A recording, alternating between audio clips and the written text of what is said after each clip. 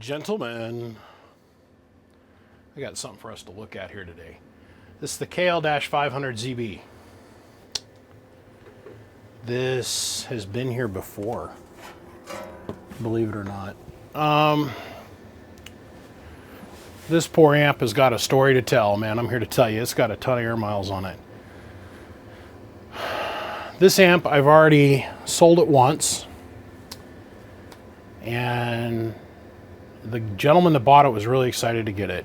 Super nice man, good heart on him, good dude. So the story I'm about to tell you has nothing, we're not going to look at him in anything other than a positive light because we love this guy. He's a good guy. And his wife, great person. I got nothing but love and respect for these two people. Well, this gentleman, he bought this amp, and I shipped it off, and he wanted a driver for it, and I built the driver for it, and he wanted a foot pedal for it, so I bought and purchased a foot pedal for him. And about the time he got the amp, the family reached out to me and they said they weren't too sure if this was going to be something that was going to be up to his speed. And I said, oh, now there's some health issues going on there, and this dude is an honest, good guy, right? So I said, okay. I mean, they still want him to enjoy his radio hobby, but they were a little worried that he would get electrocuted or shocked from this thing. Which, family concerns, I get that. I'm sensitive to that. And I said, okay, well, what I'll do is if you want to just hold on the amp, give me a little bit of time, I'll get the money together out of my own pocket, and we'll go get all the parts for us to be able to build a 2x8 base station, because he was wanting around 2,000 watts. Make it solid state, no big deal. They said, oh, okay. That sounds great. Sounds really good. Sounds awesome. I was like, okay, so we had a deal, right? I was going to build him a 2x8 base, and they were going to send me back this amp. We're just going to make a straight swap. Well, here's the cabinet for the 2x8 base. It's right here. And I think the heat sink and board for that particular configuration, is this the right board? Let's see, 1, 2, 3, 4, 5, 6. Here's the 8-pill. Where's the 2x8 pallet? I think it's this one here. Yeah, here we go. Here's the board for it. And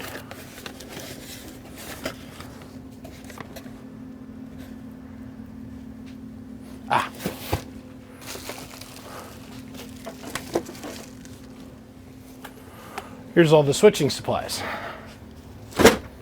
that we were going to shoehorn inside this cabinet. Now I got to show all this for a reason. I went out and I bought all the parts. Well, they got a little bit in a rush,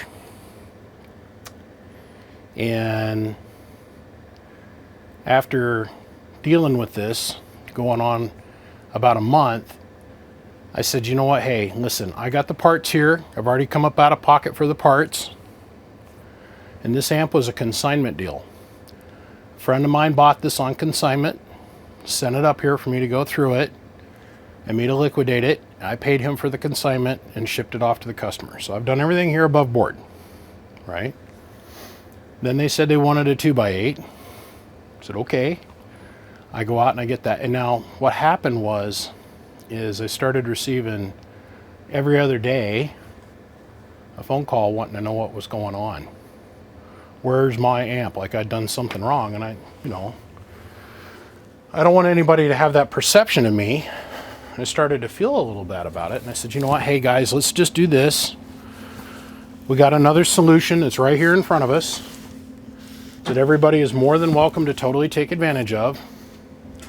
I said, how about you ship me back the amp, and when I get the amp and I make sure there's nothing broken on it, like the tubes aren't messed up or the cabinet's not completely beat to death, I'll just simply issue you guys back a refund, and everybody can go on their day and on their way. And they said, okay, that's great. I said, all right, no hard feelings. We don't have any hard feelings. And no one's saying anything negative here at all. They're not saying anything. I'm trying to. And so then the amplifier gets here. And that's about the time I got back from California. And then I had to deal with my grandmother and that loss to my family, which took 2.5, 3 weeks to get to where I could get back out here and get back to work. And then New Year's came and I had to run over to Portland for my friend Brain Damage and his funeral. Meanwhile, these guys have been patiently waiting. So what I mean, there's no hard feelings, is they have been very accommodating. And I, in turn, am trying to be very accommodating. Okay? So everybody's on the same page. So here we are today. I finally get the tubes out of the packaging and inspect them and make sure they're not shorted. I get the amp out of the package, and sure enough, there was damage to the amp in shipping. It took several hours, but the whole back corner of this thing was crushed in. The back corner of this was knocked in over 1.5 inches this direction. It took several hours and a lot of very, very delicate work on my part, but this is completely bent back straight. You'd never even be able to tell there's a problem. It's okay. I'm just going to look around that. It's all right. It's no big deal. I mean, I'm out the time, whatever. It's all good. So what we're here to discuss today, and I'm going to, in the video that I did of this initially, I'm going to put a link to it in the description down below. So if you're interested in wanting to buy this thing, you can go look at that video and see that it works on all bands and in all modes, and it is totally good to go. And I'm going to run it here in a minute to show you guys that it's totally good to go.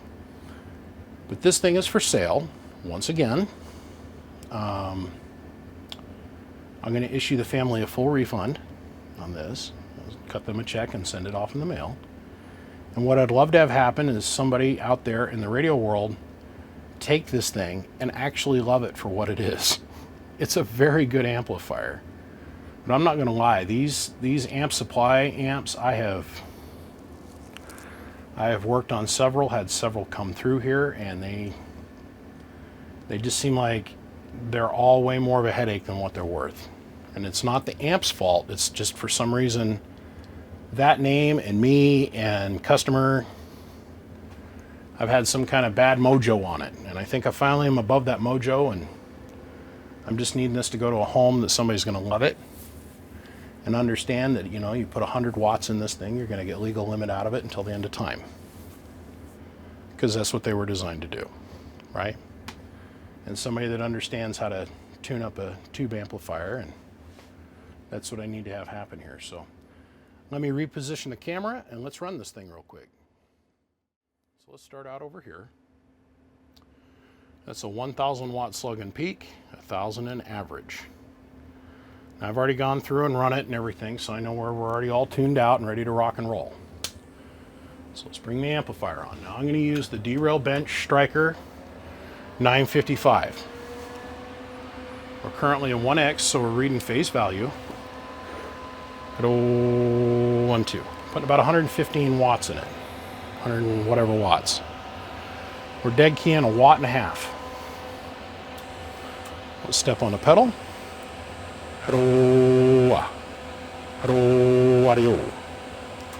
So we're getting our full 400 average, and we're taking that peak needle and we're just laying it in a corner.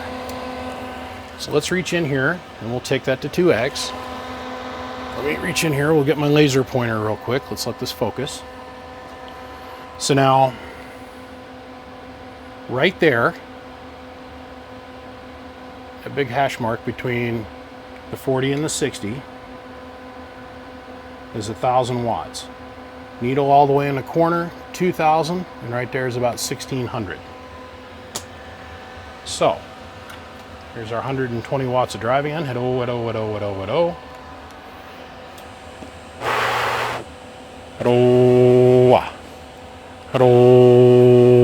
Little over 1,600, like 1,650. All right, which is perfect. Let's come over here and let's look at the front of the amplifier. This is our plate current meter, And we currently have this set up for grid. So let's go look at our voltage. Let's run the amp. Hello. 2800 watts on, or 2800 volts on the plate. Let's click this over to grid. Hello, 1, 2, 1, 2. Has two tubes pulling about 150, 175 mils worth of grid, which means both the tubes are in great condition. They're only pulling about 75 mils a piece. Hello, 1, 2. And we're pulling about 700 mils on the plate, which is great. Putting 100-ish watts in. We're getting close to 1600 watts, 1700 watts out. And we are right in the middle of the power band of the amplifier and its power supply. So everything's running within spec, and we're getting out of it exactly what we should be getting out of it for what we're putting into it. Hello, 1, 2. Hello, 1, 2, 1, 2, 1, 2. Middle here, way down here, which is good. Remember, our grid is the only way that the amplifier can say, hey, my tubes are starting to go flat. I just did a tube test for a guy using this amplifier and this Pore 3500Z Amprex tube. And this one tube by itself was pulling almost 300 mils worth of draw on the grid, but it was pulling just like 250 or 300 mils on the plate. The grid meter was running way over here. So I had to tell him, and the tube was only putting out like 350 watts, right? With 80 watts of drive. So that tube is, Hello, 1, 2, 1, 2, 1, 2. The grid meter tells all about a tube's life. I'm not kidding. We're looking at that bottom scale. Hello, 1, 2. About 150 mils. Technically, that one tube is still good, but it's done. As in, like, the tube's got nothing left to give us. It's on the way out. What'll happen is you just run it, and then eventually that tube will short out. So it's like I can't do anything with it. I can't resell it. I can't give it to anybody. I can't even use it for anything other than a shelf trophy. I've got plenty of shelf trophies around here, you know. As far as these two tubes are concerned, suckers are spot on the money. So the cabinet for this thing, surprisingly enough, didn't have any damage to it. There's no scratches on it, for the most part. I mean, this amp's in beautiful shape. 10 out of 10. If I was to rate this thing a 10 out of 10, the metal that they made these things out of, which is just simply aluminum with some kind of erudite coating on it, would not have any oxidization marks on it. I've had one of this particular amplifier ever come in here where there wasn't a little bit of white pock marking on it. You got to remember, these things were built in the 70s and 80s and early 90s when a lot of people were running swamp coolers. So, you know, high humid environment. This thing is honestly probably an 8.5 to a 9. It's in really good shape. So I was so disappointed this gentleman, if I just wish that he could have plugged it in and ran it. I think he would have been so happy. But the long and the short is I've got to ask $2,200 for this, plus the ride, because it's worth every penny. Or pardon me, $2,300 for this. It's worth every penny, or best offer. So, like I said, I'm going to give the family the refund that will work out, and yeah, needs to go to a good home, guys. It needs to get loved. There is a BBI sticker on the back of this amp, back here, so everybody knows it was here. But it's got a matched set of iMacs in it. And are in great shape, perfectly clear glass. So if you're interested, want to get involved, or want to help give this thing a beautiful home, I'm starting to feel like I'm working at a halfway house for puppy dogs or something. If you're interested in adopting Bratty, Brady's a little German Shepherd that just can't keep his nose out of everybody's crotch. I mean, that's how I feel like I'm doing here. Guys, give me a call. If you're interested in getting it, give me a call. Or text me. First one to do it gets it. All right, on that note, I'm out. You guys have a good one. I want to thank everybody for watching. Big shout out to Siglent, McMahon, Coaxial Dynamic Bird. And also, thank God for my Patreon supporters. I can't stress this enough. YouTube has now whittled it down to where they don't even pay me anything for doing these videos. So, that's why I say thank you to the Patreon guys. If you're interested, I've ever helped you out, answered a question, or you've learned something from one of my videos, please think about coming over and joining us. It's cheap. It's like $1 a month. So we do a bunch of Patreon exclusive content, and of course they're going to have access to this a full 48 hours before it makes it out to the YouTube Gargler. So on that note, I'm going to run. I got other stuff I got to go try and take care of, and well, as always, more people will try and make happy. Gentlemen, my name is BBI. I'll appreciate you. I'll see ya. Click, click.